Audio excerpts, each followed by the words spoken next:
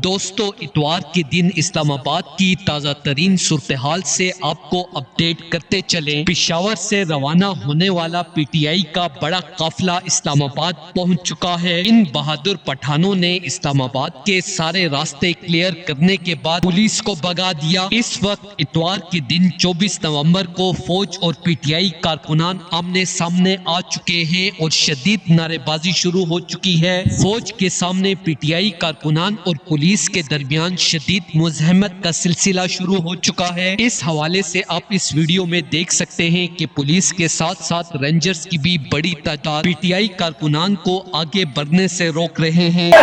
रुक जाइए, रुक जाइए, रुक जाइए, मैं आपको